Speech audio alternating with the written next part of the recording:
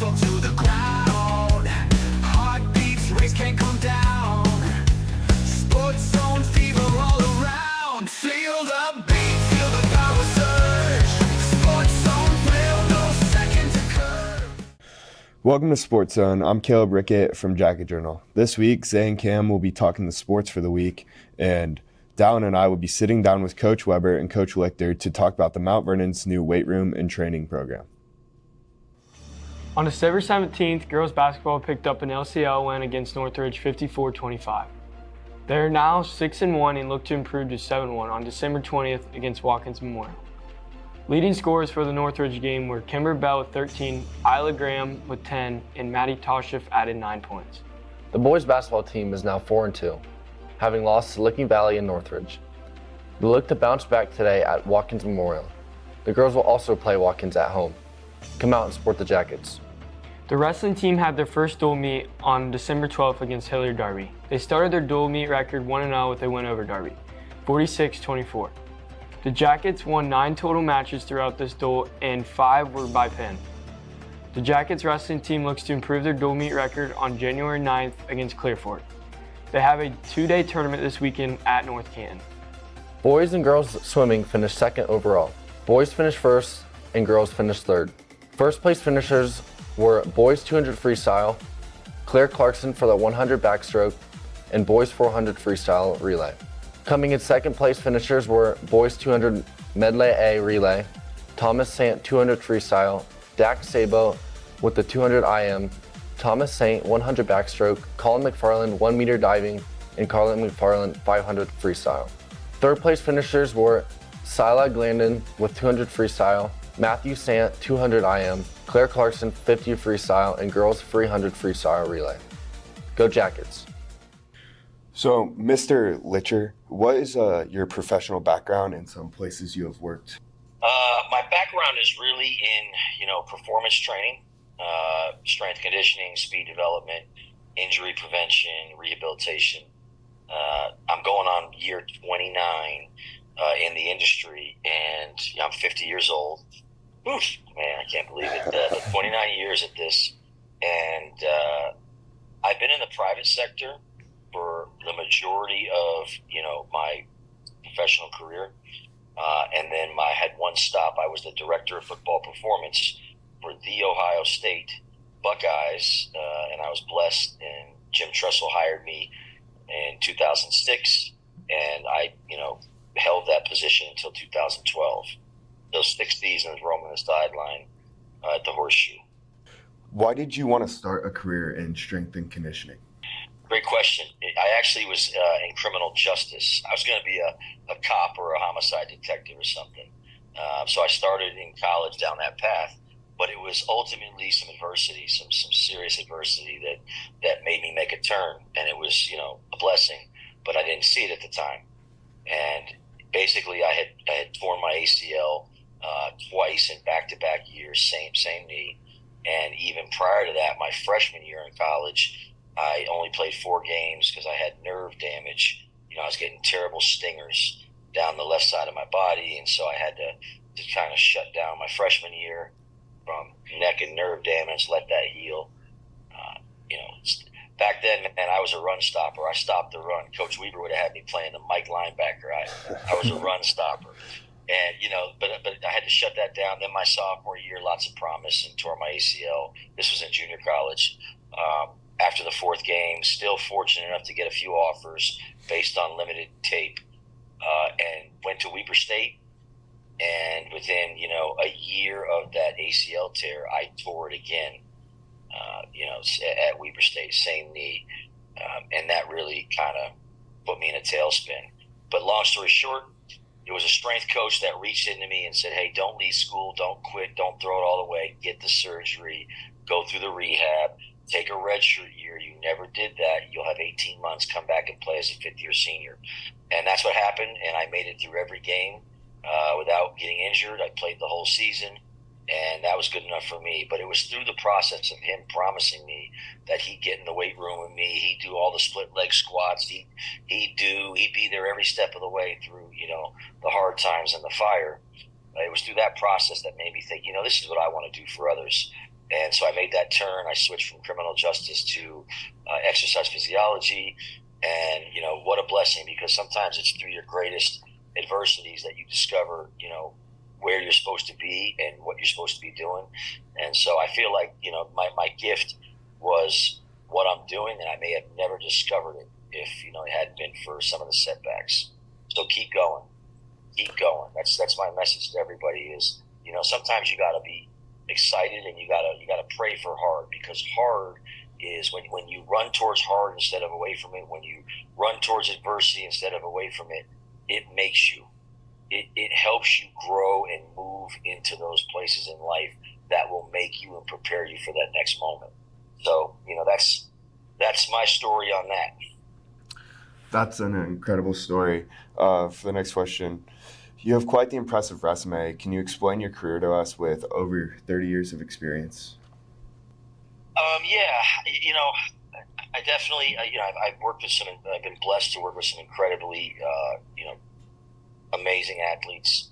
I've had, some ups and downs for sure, but I think it's just a combination of hard work, being willing to, put in a crazy amount of hours, because as Coach Weber sitting on the Zoom, and Coach Richards, and some of the others who will tell you, it doesn't matter if you're doing strength conditioning or you're looking at X's and O's and you're coaching on the field. In order to coach at a high level, okay, you're not punching a time clock. It never ends, man. It's ongoing, 24/7, right? Coach's office is always open, and we're there to really build people, I believe, not just build vertical jumps in 40 times. It's about building people.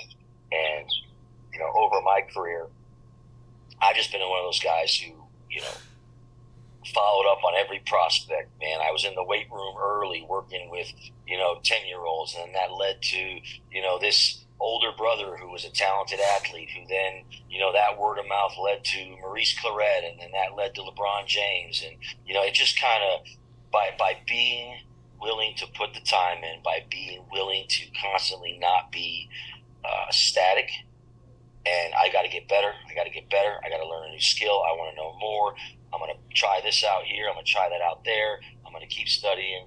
I just think, through that process, we've been able to build a really good reputation, really good resume, and athletes have wanted to come in because they see the results.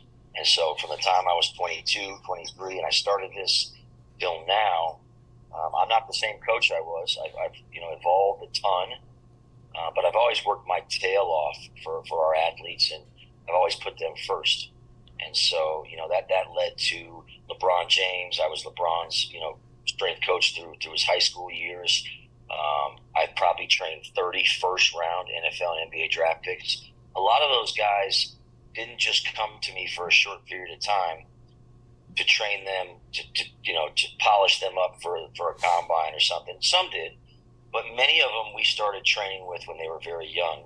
Ted Ginn Jr., from the time he was in the 7th grade, Beanie Wells, from the time he was an 8th grader, Dante Whitner, 8th grader, Troy Smith, junior in high school. So, the list could go on and on and on. Anthony Gonzalez, Gonzo, just these athletes. A lot of them were, are athletes very young in high school, which is somewhat why I'm excited to be able to work and collaborate with Mount Vernon, because, there's going to be some 5th or 6th grader that's in your community that has it, and we just got to pull it out of them, and we got to, provide a great runway for him or her, and, they're gonna make a name for themselves, and they're gonna, keep putting Mount Vernon on the map. So it's exciting because it's about, installing the right things early and just working hard.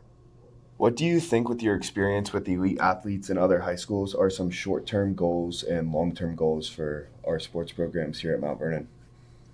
I think short-term goals are, being able to sort of put a couple of new things in place that will create, even more excitement about the program, create some competition, some intention. I think that's the biggest thing with young people today, is being intentional. I think they, so much because of, phones and technology, and I think their brains are filled with a lot of nothingness, drifting, right? And sort of in this matrix world. And we got to pull them out of that and make them intentional. We've got to, everything we do has to have a competition intentional intensity to it. And so I think a short-term goal is just to create, a 1 mile per hour minimum speed increase amongst every position on the team, a football team. I think, minimum. I think the short-term goals are, and again, not that they're not fast or not athletic, but we're trying to go to elite. We're trying to really develop and become a program that's the standard. And so, getting faster and having a number on that, not just some nebulous term. And I think we want to make that program the most competitive program there is. Not to go off on a tangent or a rabbit hole, but my son's a sophomore over here at Olentangy Liberty, and we just won a state championship in Division I football. He's on the team, and was a scout team guy as a sophomore because they were a very deep team. But I'll tell you, there wasn't one Division I Power 5 offered player on that team. Their best player, Jake Struck, is going to Ohio State on a lacrosse scholarship. And, he led Liberty to a state title in hockey, a state title in lacrosse, and now a state title in football. I don't think that's been done. But this isn't about Jake. It's about the 70 guys. That team was the most competitive, tough. I mean, they would fight you to the end. And I think it was very telling that we didn't just, survive St. Ed's or Moeller or Pick North. We beat them up. We absolutely dominated those teams, and St. Ed's and Moeller being marquee programs, the games were never in question. Those kids were so competitive, so dialed in, so well coached, and that's what can be done. So when I think about Mount Vernon and competing and making everything, not about whether you win or you lose, because there's going to be winners and losers, but am I developing and am I competing every single day, not only with the people around me, but myself. So I think that's a short-term goal.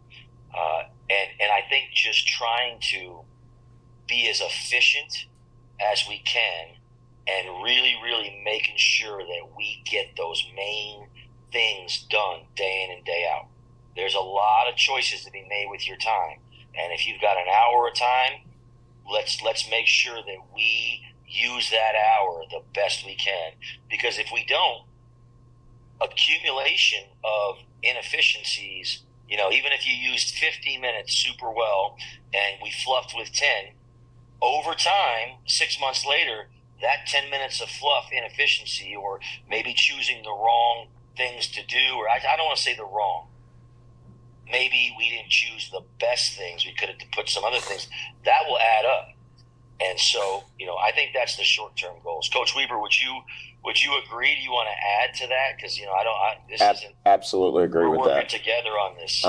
Just doing the elite things, doing the best things all the time is gonna. We say stack days. We gotta stack the best days. Absolutely. Yeah. And I think I couldn't agree more. And then I think long-term is build a system that constantly is a high tide that's pushing the programs, all your sports programs higher, and establishing, a program that is elite and is competing at the highest level and competing for state titles and attracting, people that want to come be a part of that movement. So I think long term is just really, really like building, stacking not days, but stacking quarters and months and seasons to where there's a foundation built so solid, right, that this becomes a juggernaut program. This becomes a marquee program. And I think you have to set your goals and expectations super high, and you gotta go after it. You gotta have big vision and big belief. And when people tell you you can't do something, fuel it, let it bring it. And that's what attracted me about this opportunity, with Lee and with Coach Weber, is they are they have big vision and they have big energy. And another thing that I've noticed about them is they don't talk. They're men of action. I've been around a lot of programs, and I've been in these type of engagements, and things take forever to get done. There's a lot of talk, but the actions don't match that. And these guys, man, they say, here's what we want to do. What are your ideas on how to do it? What do you think give us your input? I give them some input. They're like, I like that. That fits in how we do things. And then they're like, they walk out of that meeting and they're on the phone. Hey, we got to make this happen. We got to do this. Well, how are we going to move this? How are we going to make this? Let's go. And so fire aim ready works for me. That's how I've always approached it. And I really think you've got two men that I'm building a relationship with that are doers. And, your kids should be excited about that.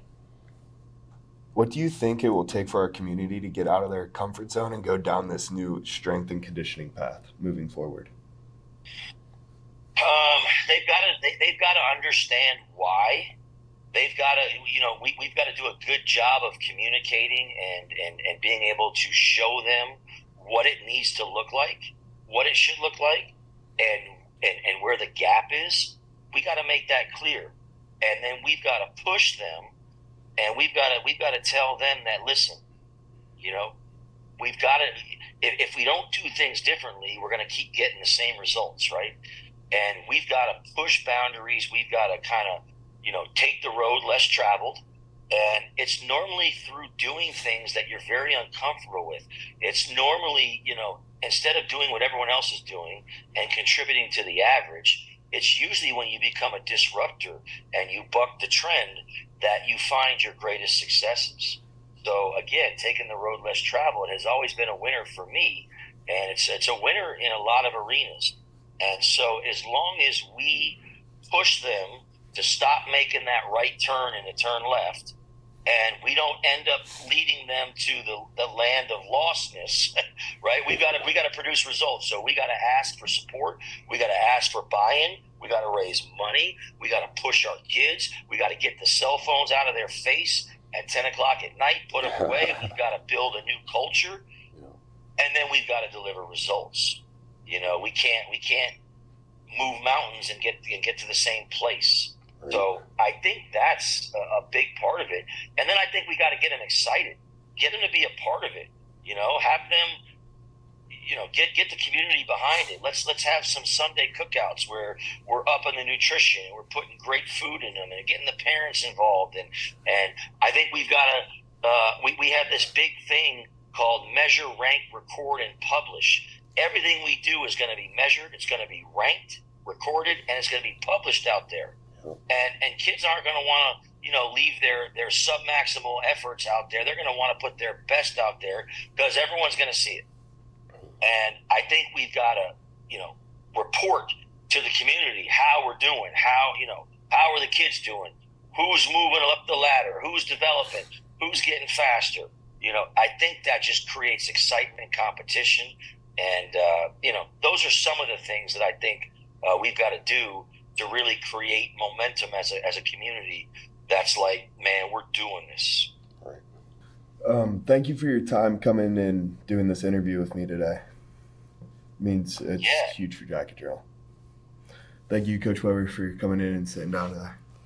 Appreciate you, Mr. Ricketts. And Eric, I appreciate your time. Obviously, this is just the beginning, but we'll be talking. And one thing about Mount Vernon is there is a lot of speed. Like you said, I'm real excited about who that hidden talent is because we're going to find them. Yeah, and hopefully there's a few of them, right? Oh, there's going to be more than one. I know there's one I'm looking at over there. His last name's Fireball. One day we tested him on the lasers. He ran like a 1.03 in the flying 10. He's a baseball guy. Ran a 1.03 and he didn't play football for me. That's pretty fast. It is. It is. So that's the kind of things, that we measure. And all of a sudden, if a freshman runs a 1.03, you're like, hey, you're a speedster. Right. So those are the things that we'll be doing in the future. Right. You tell them, hey, have you ever put a pigskin in your hand? So- You're going to. Come All here, right. son. Thank you. I love it. Yeah, See you're ya. welcome. Thanks, guys. Bye. We're now here with Coach Weber. So on the side, what is going to be different with this year with Mount Vernon Athletics starting up this new strength and conditioning program? Yeah, so we are basically from the ground up. We talked with Eric Lichter. We have kindergartners in the weight room. So like on Sundays and Tuesdays, we have kindergartners, first grade, third grade, fourth grade. So we are literally training from kindergarten up. So like in 5 years, Mount Vernon's gonna look totally different. So we train the elementary, middle schoolers are starting to come in. And then if you walk around the high school, you're gonna see like QR codes. Any high schooler is welcome to come into the weight room and get trained by us. They can't just come in and lift freely and just do some curls or squats on their own. They have to come in and follow our plan because it's by design. We want them to do something safe to help their body. And then also they can get some like on the side training, something that's going to help them reach their goals for their sport, or it might even be something to help their body if they want to lose weight, gain muscle. And we have those individual talks. But so the vision it's big. I mean, the vision for the future is to, like you heard Coach Lichter say, to really pull the best out of the kids, pull the most out of the students and the kids in our community. Because there is some hidden gems that we would never know even exist. And then also there might just be someone that is your every average athlete that doesn't even know they like it until they get in there and all of a sudden it becomes their passion. And maybe they're a future coach, maybe they're a future teacher, maybe they're a future whatever. So it's very important that we give that opportunity. From your side, how do you think this will make a difference in all of the athletic programs? Just building that strength base. So you heard, once again, Coach Lichter talking about Olentangy. Literally, it's, 45 minutes from here. Okay, they just won a state championship in football. I believe they win state champ. They're close in basketball, or they have won recently. They're good in any sport, okay? We can be that way. But you have to develop the kids from a young age, and then you have to continue to develop at a systematic approach. It has to be like thought out. You can't be winging things. You can't just be like doing it randomly. And if you do that with a systematic approach, you can really build all athletics and really start to point kids to their strengths and their likes and their passion and get them to maximize their genetic potential. That's really our job. Get them to maximize their genetics. You can never really make a kid better than their genetics because everyone has a ceiling, correct? But it's when students at your school are not reaching their potential, that's kind of, that's bad. That's not good. Yeah. How do you see this program making a difference in the football side, like with yours? The football side, I mean, we don't really just focus on football. I think when you're selfish and you just look at your sport, you're really missing the boat. At least from my experience, when you just focus on your sport,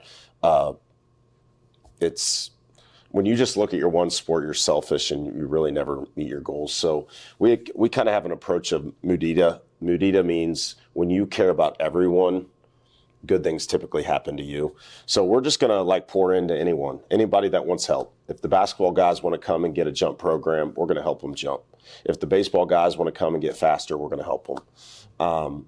If the football guys will be in there, we're gonna get them stronger. We're gonna get them faster. We're gonna do this as a school thing. And if the football guys are there, they're going to get faster with everyone else. And we're going to make this a competitive thing to where the whole school gets faster. So organically, if the whole school gets faster, so does the football team. And with any sport on the planet, if you're faster, you're going to be better. There's one thing that's most important with sports, and that's speed. Speed, either you have it or you're chasing it. So I think they say, like, if you're a cheetah and you're slow, you're going to be hungry. It's the same, it's the same concept in any sport. What are some of your goals for the strength and conditioning program?